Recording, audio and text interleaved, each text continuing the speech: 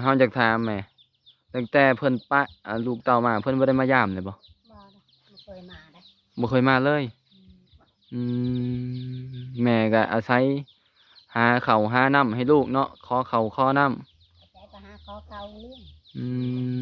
มเป็นใหญ่เนาะนี่แหละทุกคนนะผู้เป็นแม่ไผเป็นแม่น่าจะฮู้ทุกคนนะที่บ่มีแบบเสาหลักเลยเป็นเสาหลักแทนทุกคนนะ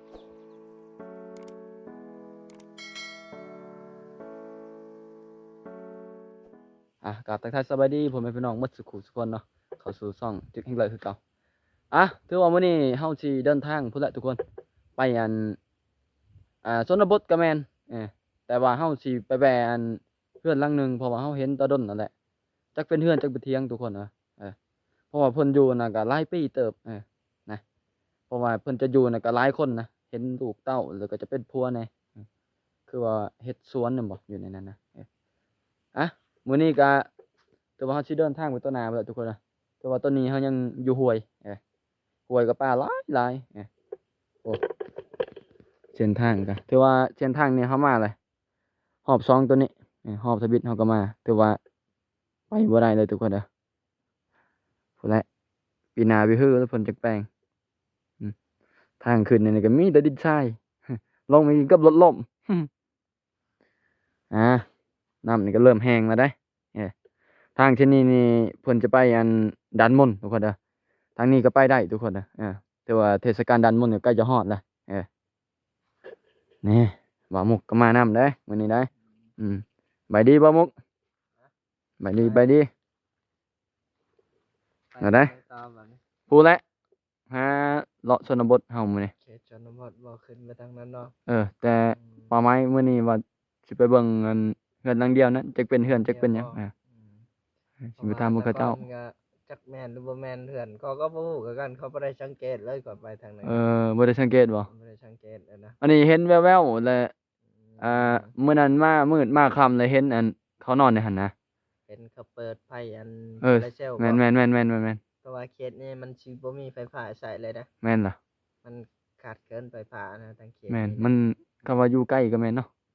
มันอยู่ยากแม่นไปเฮาไปบัดนี้อันนี้ก็ได้และทุกคนไปทางซื่อนี่แหละเช่นตัวเฮาว่าไปทางดันมนต์เนี่ยแต่บ่ฮอดได้ดันมนต์ได้ฮอดดันมนต์นี่โอ้ยอาดับพุ่นแหละ 2-3 ชั่วโมงแล้วทุกคนวันนี้เดี๋ยวไปนำกันทุกคนไปเบิ่งนำกันนะครับชมนำกันว่าสิเป็นจังไดนะฮอดเฮือนเพิ่นแล้วได้เลี้ยงเป็ดเลี้ยงไก่เนาะสบายเนาะทางหมูพร้อมกนมันบ่แม่เฒ่ามันไม่อีกบ่ได้ชิบชอบซ้ำได้ย่างมาลูกเช้าบ่สิกันนี้ย่างมาตับๆเฮือนเพิ่นได้ทุกคนเฮือนบ่เที่ยงหน้าแม่เฒ่าขอถามเด้ออยู่ประจำตลอดเนาะแม่เฒ่าอยู่บ้านได้ซะเชียงแล้หรือบ้านนั่นนี่เชียงแล้นำอันนี้เขาจัดงานดองบ่เนี่ยเอามาอาบน้ำแล้วเด้นี่น้ำนี่ไปตั้งเอาอยู่เฉยๆอันนี้ลูกสาวอันนี้ลูกไผ่เนาะลูกไผ่ตะบ้านได้เฉพาะคุณเนาะนี่ขอเข้าหน่อยได้ไหมเท่าเด้อขออนุญาตเข้าหน่อยเด้อบ่มีทหารอีกเนาะแมวมันเป็นตะแพงอะไรอยู่เจ้าคนอันนี้ไหมเท่าอยู่เจ้าคนรวมหมดนี่ลายคนละลายบ่ทั้งพ่อเฒ่ายังบ่เพื่อนเนาะเป็นตะมวนได้ออกดูสิคักเลยนี่เลี้ยงเป็ดเลี้ยงไก่รวมทั้งหมด9 คนอยู่นี่10ทั้งแม่เนาะ10ทั้งลูกไผ่โอ้ยบ่ได้แต่งกับซ้ำคนเดียวเลยอยู่นำกันเลยแสดงว่าอยู่บ้านไผอยู่ซะอยู่บนบ้านมาอยู่พี่มัดมาอยู่พี่มัดเลยอันนี้ลูกชายบ่เนี่ยลูกชายลาโอ้คักเด้อเลี้ยงเป็ดเลี้ยงไก่นี่บนเพิ่นอยู่ได้ทุกคนเด้เพื่อนก็แม่นเถียงก็แม่นใครแต่มีไผเนาะไผโซลาร์เซลล์เนาะ อืมอันนี้ลูกสาวบ่นี่กะ เช้า อื แล้วแม่มฮะ พระแพทย์ตัวนี้ พาแพบโอ้เดี๋ยวลูกพาแพบพร้อมได้ไม่เท่าเพิ่นได้อืม จองมาเลยครับ ไผพอปะแม่นหมดบ่ เอาจนใหญ่แหละแต่เขากำลังเห็นข่าง อืมแสดงว่าขออนุญาตถามด้วยไม่เท่านั้นถึกพัวปะเนาะ เราใหม่ โอ้ผัวบ้านเดียวกันบ่ตอนน่ะ ๆ กระซกอืม ลายแต่ว่า แต่เดี๋ยวนี้แม่เท่าสร้างครอบครัวใหม่บ่หรือว่าโสดเลย อยู่แม่นและอยู่น้ำลูกน้ำหล้านเนาะ เออ จ่ายจะหาจ่าย แม่นและเขาใหญ่แล้วสบายแน่ ออกมาอยู่นี่ก็ม่วนเด้อกู แม่น ค และ นก็โยนเลยโลทุก ม่วนแล้ว มันจำเป็นเนาะอืม เอาบ่แม่โยนี่กินแล้วก็โยเลี้ยงหมูเลี้ยงไก่ แม่นและแม่นและอยู่ไปตามนี่แหละอยู่ได้แล้วก็อยู่อันนี้ดินเองบ่แม่เท่าหรือว่าดินเอง เขาลูก เออนี่ได้พี่น้องเอ้ย หามาอยู่ก็ไป ตัวเฮือนเพิ่นนี่รวมทั้งหมดนี่10 คนอยู่ในนี้นะว่าเฮือนก็แมนว่าเที่ยงหน้าก็แมนทุกคนเออแต่เพิ่นมาประจำนี่หมดแต่เพิ่นบ่ได้อยู่ในบ้านเพราะว่าผัวเพิ่นปะผัวเพิ่นปะตั้งแต่ลูกผู้น้อยๆพาแพบนี่ตั้งแต่กำลังคานเพิ่นเลยปะเพิ่นเลยกับบ่เอาผัวเพิ่นก็เลยอยู่นํลูกนํเต้านะลูกหมูนี่คักขนาดเนาะเป็นตะแพงคักขนาดสบายเลี้ยงเป็ดเลี้ยงไก่อยู่นี่คันว่าเลี้ยงอยู่บ้านก็ยากนิดนึงแม่นและยากอยู่ไปเฮือนหมู่เฮือนนั่นเฮือนนี่อันนี้สบายอยู่ในนี่ลูกชาย5 คนบ่แม่นเท่าก็ได้ จ่ายหายิงตาม เอ สอง อ คน แสดงว่าลูกสาว ชิปทั้งลูกไผ่เนาะอยู่นี่เนาะ ผู้ใหญ่ไปเฮ็ดงานบ่แนวใด บ่เลยไปเล่นผู้พุ่น เออ บุญดานเด้ ไป เนาะ บนดาน ไปบุดานนะเออโอ้พามักพร้าวเนาะพายังพากินบ่เฮ็ดหวานมันบ่ ข้าวเจ้า อืม ข้าวเจ้าข้าวใจทุกอย่างอันน่ะ เขาเอาข้าวเจ้ามาให้ ข้าวใจ เออ ข้าวชามชอบ เพิ่นเอาให้เนาะ ชามโล เออ เดี๋ยววันหน้าเขามาสิ แม่เวลาได้บ่แม่เวลาแบบฝนตกได้ซะสิได้นอนอยู่บ่ซะบักหลายคนนะเอาถามแหน่คือว่าแล้วเนาะ มันในกลางบ้านกว้างเลยพบกันแล้วเนาะ กว้างกันบ่เอออันนี้ก็จะต่อมาแล้วเนาะตัวนี้เนาะคือเทิงนี่เนาะเออไม่แป้นบ่พอเนาะอืม เอาคอยเฮ็ดคอยเป็นเฮ็ดได้จำได้ครับก็เอาสำนั้นเนาะ แสดงว่ามันกะนอนเรียนก็ได้ทุกคนเด้อเด้ประเทศแบบเป็น2 ห้องเฉพาะห้องเดียวเลยเรียนกันเลยทั้งลูกพอกลูกไผ่นอนนะครับเนาะเบิ่งมาเบิ่งรอบๆทุกคนเด้อ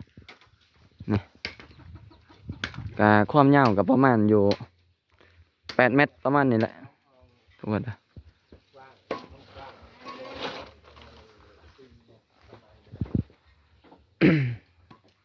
กะสู่บ้านนี่แหละเฮ็ดแนวใดบุญเฮามีก็สิได้นำลูกบางทีแม่นแหละก็ปลูกมันก็คือว่าแล้วเนาะปีนี้มันก็บ่อยากเป็นเนาะฝนตกเนาะฝนตกพิลึกอะไรอาศัยอยู่เท่านี้เลี้ยงเป็ดเลี้ยงไก่เอาเนาะระวังได้อเว้ยผ้าพันได้ เอาข้าวมาเอาจำเนาะ ทุกคนเดี๋ยวเราสิย่างพามาเลาะเบิ่งนี่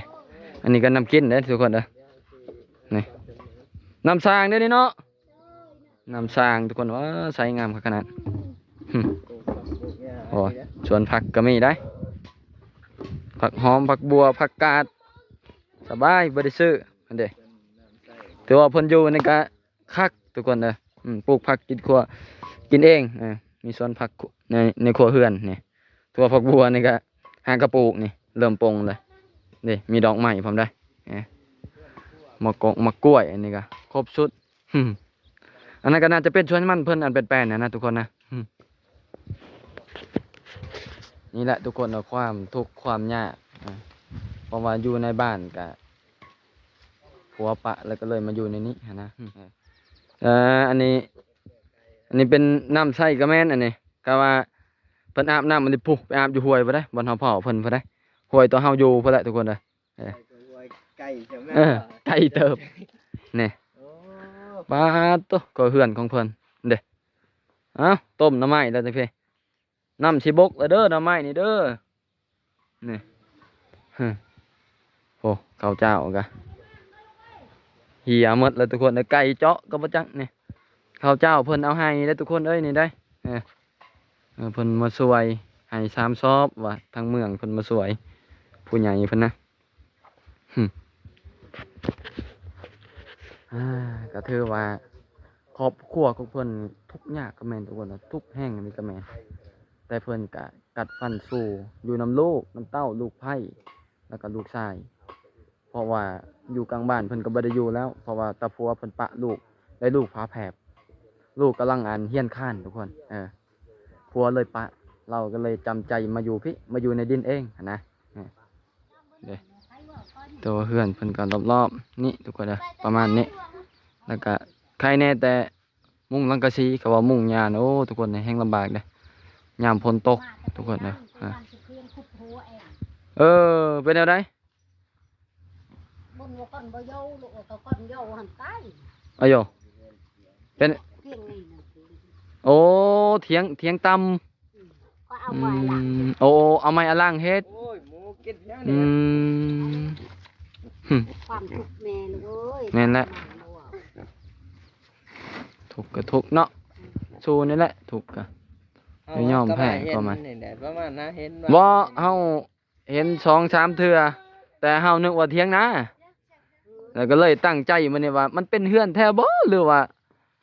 เถียงนาเพิ่นอันนี้เฮาก็บ่ได้รู้จักกับเพิ่นแต่ก่อนเด้ทุกคนเด้อแต่ไปมาก็ใกล้อยู่แต่บ่แม่นแต่บ่จักว่าเป็นเฮือนของเพิ่นหั่นนะอยู่เป็นเฮือนลอยคันไม่คันได้ไปแล้วก็อยู่พี่ลอยบ่ได้มื้อนะบ่เฮาอยากถามเบื้องลึกตะกี้แต่ก่อนอยู่บ้านน่ะบ่อ้าวผู้แต่น้อยๆผู้อยู่กระซอกคนไหนจะอยู่กระซกบ่แม่เฒ่าอยู่กระซอกผู้แต่13ปีเอาหาได้ผู้อยู่กระซอกแล้วก็ผู้เปล่ามีน้อยมืออยู่น้ำไม้โอ้คือว่าเนาะลูกเต้าเฮาหลายอยู่นำขอข้าวเลี้ยงลูกเอ้ยโอ้ยากอันนี้ฮะลูกจังได้ใหญ่เนาะทุกคนเด้อก็บ่คุ้มดอกได้ข้าว30ตัวขอข้าวคือเก่าหั่นแหละ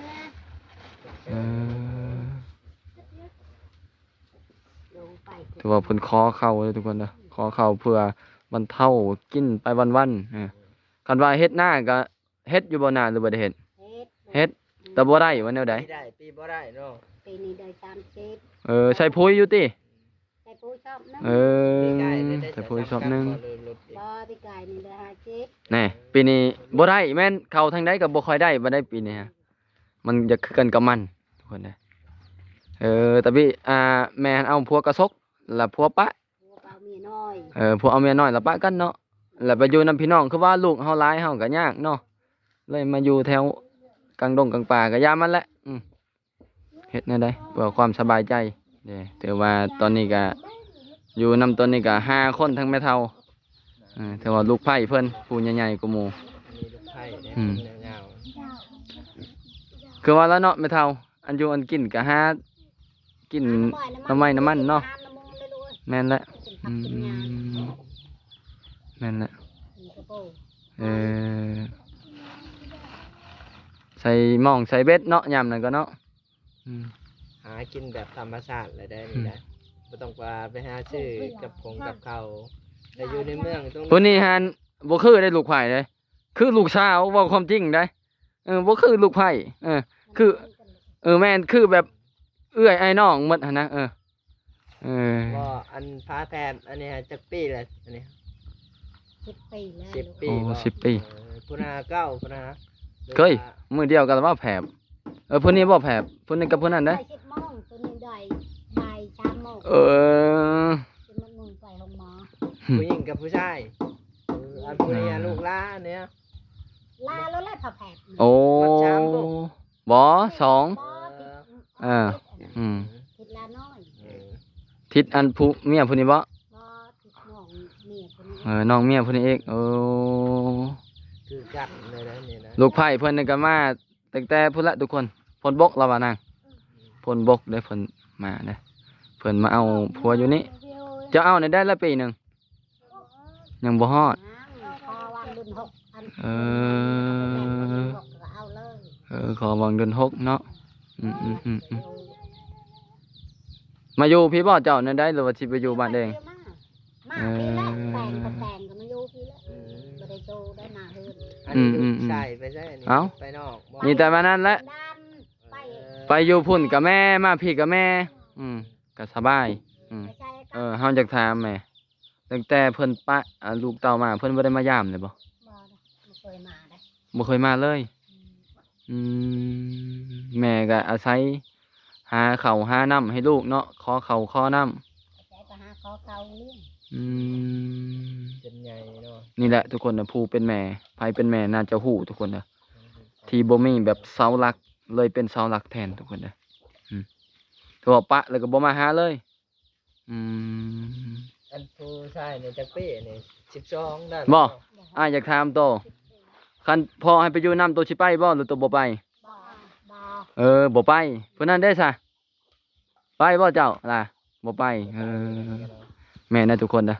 เพราะว่าเพิ่นก็เจ็บกับแม่อยู่นำแม่มาจนน้อยๆจนใหญ่คันพ่อสิมาเอาก็เพิ่นก็บ่ไปอยู่ แต่เบิ่งช่วงแล้วเพิ่นสิบ่มาเอาดอกเนาะเพิ่นสร้างครอบครัวใหม่แล้วติ ลูกสองคน เพิ่นเริ่มแล้วแหละมีแต่ เรื่องบ่เป็นหยัง สู้แล้วครับเอ้ยเห็นหยังกะแม่ก็สู้จักซั่นได้แม่มีแต่อันนี้เฮาก็ขอวอนเนาะผู้ใดมีใจเหลือ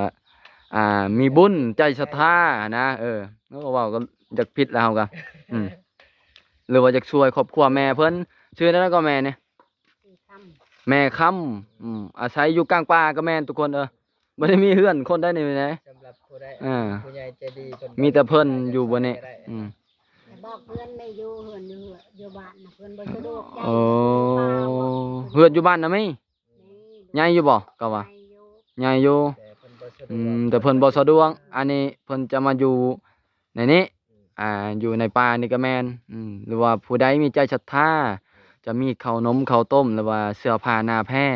มาให้แม่เพิ่นก็ได้เพิ่นบ่รังเกียจอิหยังแม่เพิ่นจะรับเอาคือว่าเขา